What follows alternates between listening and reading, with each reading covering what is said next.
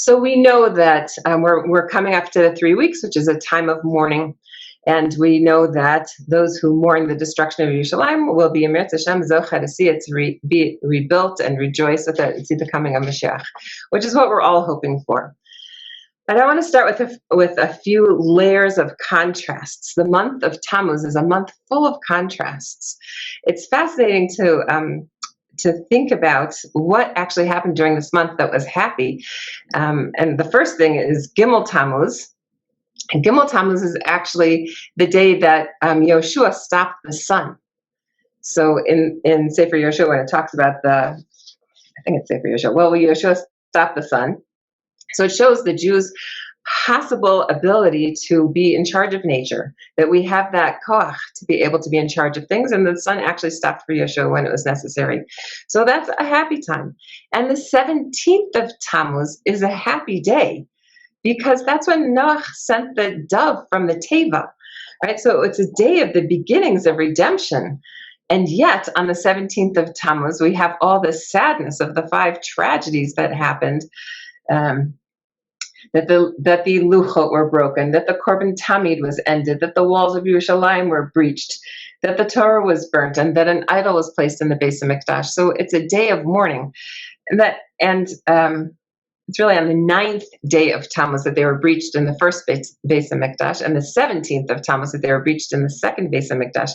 So the month of Tammuz is a month of sadness also. And yet it's supposed to be a month of happiness, and it's supposed to be a month of redemption and joy. We know that the 2 happiest days of the year, Yom Kippur and Tu B'Av.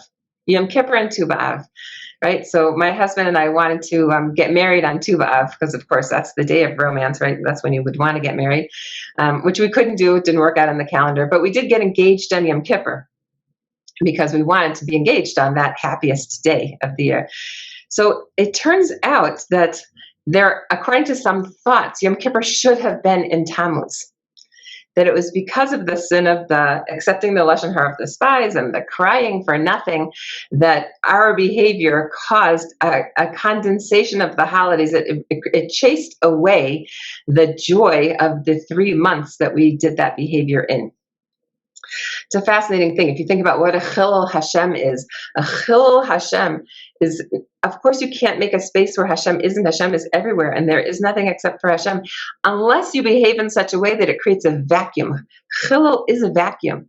Halal means space. A halalit is a spaceship, but a halal is creating a space where Hashem isn't. A Chilul Hashem is creating that evacuation of Hashem from the space. We could, God forbid, behave in such a way that causes Hashem to absence Hashem's self from the space in which we are occupying. So we actually did that. That was that Bechia Shel Chinam, that crying for nothing created the movement of the holidays, according to a Midrash, where the holidays moved from where they should have been into Tishrei. So we have all the holidays in Tishrei, but apparently it should have been. We read Parshas Pinchas during the 3 weeks. That's the parsha of all the holidays, the setter of all the order of all the holidays are read during the 3 weeks, because it is a time of holidays. So this is the way it was supposed to have been. It should have been that Rosh Hashanah would be in Tammuz, and Yom Kippur would be in Av, and Sukkot would be in Elul. But we don't have holidays in any of those months. Instead, they were all concentrated in Tishrei. Then apparently Tishrei came and complained and said, wait a second, what about my holiday? Turns out Shmini Atzeret is the holiday for Tishrei. But it really should have been that the fast of the month of Av is the fast of Yom Kippur, not the fast of Tisha B'Av. That there's a fast there, but it should have been the fast of redemption and joy, not a fast of breach and destruction. Okay, so now let's look, and we know that it's going to change. It says in Zechariah, so said Hashem, the fast of the 4th, and the fast of the 5th, and the fast of the 7th, and the fast of the 10th.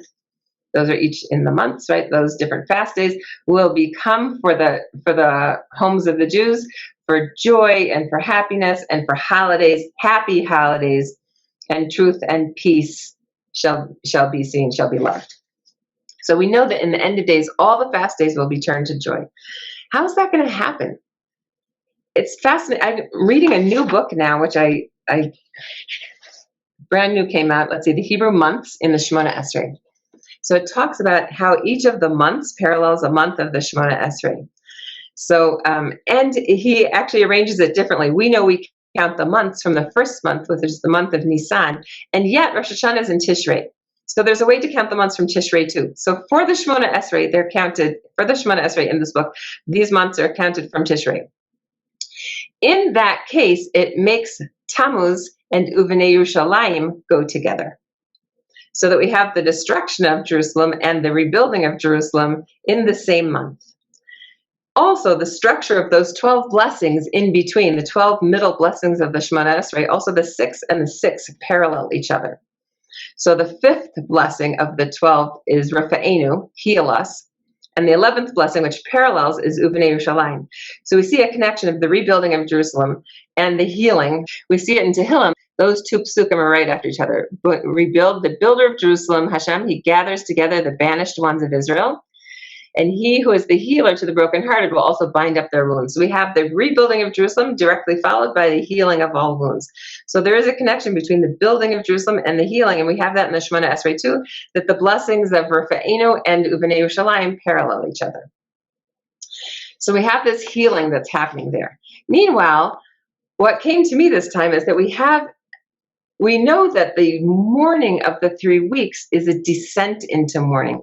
And usually when we have mourning, we have an ascent out of mourning. So regular mourning works this way. Somebody gets sick, somebody who's right on the edge of life and death, so you know they're about to die, and then they die.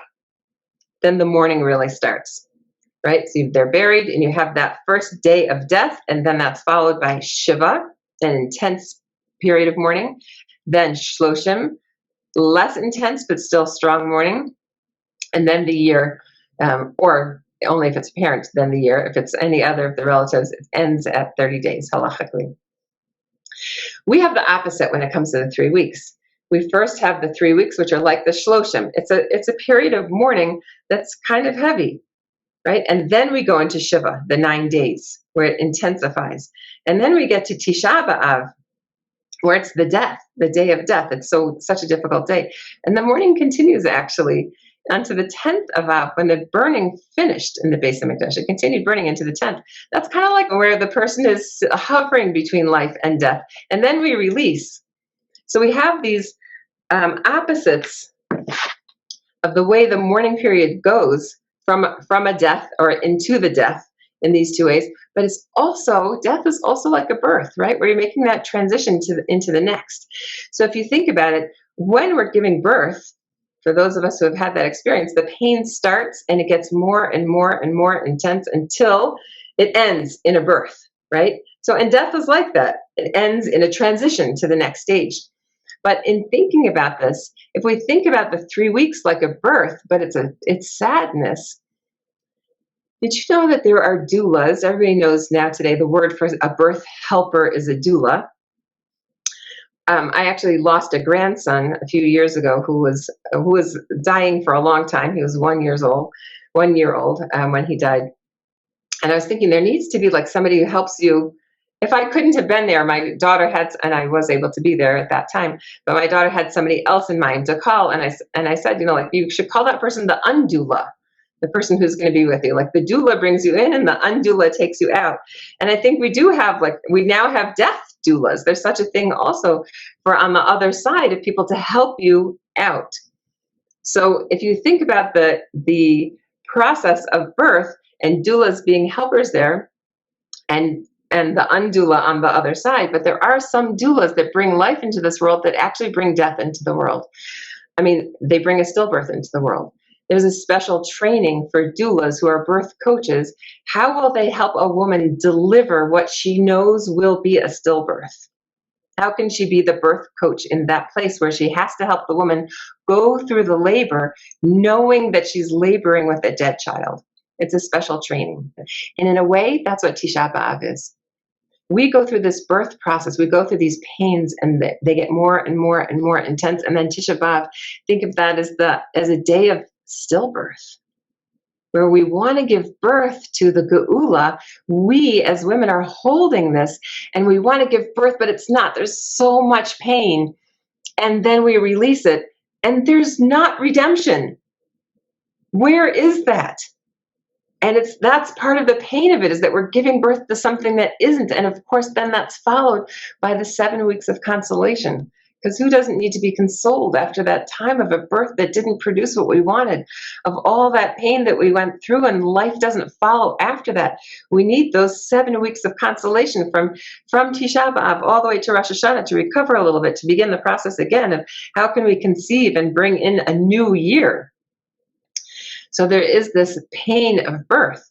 But in that paradigm, let's think about the healing that can be in this month and the building of Yerushalayim that can be during these 3 weeks if we shift our behavior at this time. So Tammuz follows Sivan. And Sivan has an energy of the giving of the Torah. So we have this awakening from above, the flow of the Torah coming from above down towards us. Tammuz is the month that we should be receiving that flow. That's the month of the feminine energy, of the receiving of that flow to make it manifest in this world. So it should be that we create this new start during Tammuz. Rosh Hashanah is supposed to be in Tammuz, whatever that means mystically, right? So it should be that we create the space for it to come into. That space that it should be coming into, that awakening from below should come to meet that flow from above. So really, if you see this masculine energy of flow of giving from above and a feminine energy of the receiving of the flow from below, that should create the desire in the masculine to give again. Right? If you think about our own marriage relationships, when the masculine wants to give and the feminine is there to receive, that creates the energy in the male to give again and to give again and to give again. The more that we learn how to receive from Hashem, the more that we take it with a full embrace and say, I love you and I love your Torah and I want to do this and I'll make it manifest in the world. The more Hashem wants to give his energy and say, here, take the energy and run with it. And we're partners in this. So we have to open ourselves up to that partnership where we really receive Hashem's energy. And we are that feminine. All of Klal Yisrael is considered the feminine. That's why we refer to Hashem as the masculine. Of course, Hashem isn't masculine. Hashem's not male and not female. Hashem has no gender. And Klal Yisrael, of course, is made up of men and women together. But when you put Klal Yisrael together in one bunch, we're referred to in the feminine. And Hashem in general is referred to in the masculine, because Hashem has that giving energy and we have that receiving and transforming energy. And that's this energy of Tammuz, that capacity that we have to be able to receive and transform. And right now it's resulting not in health, right? Hopefully right now it is resulting in health this time. But it's fascinating that we have this concept, thinking about the birth again, that when we say Shemona Esrei, the bracha Uvenei Yerushalayim, which we'll talk about in a second, Uvenei Yerushalayim, we say, dwell in her and then rebuild her. Shouldn't you build it first and dwell in it second? Where are you dwelling if you didn't build it, right? And yet, think about a birth, right? Think about the conception of a baby. There is a little spark that's inside the mother, and then the neshama comes in before the guf is even built. Right? First there's the dwelling, and then there's the building. And then there's the birth with the soul and the body together. But the soul comes in before it's actually really even built. And that's what's happening here. So everybody's learned in elementary school that every mitzvah that you do puts a brick on the Beis HaMikdash. Every Avera takes a brick off the Beis HaMikdash. We actually have such a concept that it's built Bimhera biyamenu. I learned from Tila Yeger. That's not just a wish. May it be speedily rebuilt in our days, because biyamenu means in our days, but bi also means with. May it be built bimhera with our days. Each and every one of our days and how we live them is, so to speak, a brick in the Beis HaMikdash. It's built with our days. May it be speedily built with our days. How we live our days is what builds that Beis HaMikdash in Yerushalayim above us, so that it can be manifest below us. So when we say the bracha, Bonei Yerushalayim, building Yerushalayim, for sure we see it in our eyes in the Yerushalayim right now that's being built. That's the external city, but we're still waiting for that redemptive city to be built, and it's being built above, and it will be brought down below. But it requires this interface between the energy of above and the energy of below, and us working together to create the channels that bring them, that unite those two things together. So that I hope is getting us ready a little bit for the 3 weeks, that we could understand that we are going to be going through this process of moving from sorrow deeper into sorrow, and then into an explosion of grief that then ends in, hopefully, in a yontif this year. And the concept of the birth process, and then the opening up, and the concept of the month of Tammuz being that which should hold the flow of Sivan. So may we be zecha to build our days in ways that build Yerushalayim, so that Yerushalayim is there, that Hashem could live in it, and we could live in it, and we could be metaken all of Klal Yisrael, and through us, all of the world. Because really the energy should flow through us into the rest of humanity. We are the yeast that makes the dough of all humanity rise. And in order for us to make everybody rise, we have to be active. To be active at this time, to come together and create the energy that allows all of humanity to rise.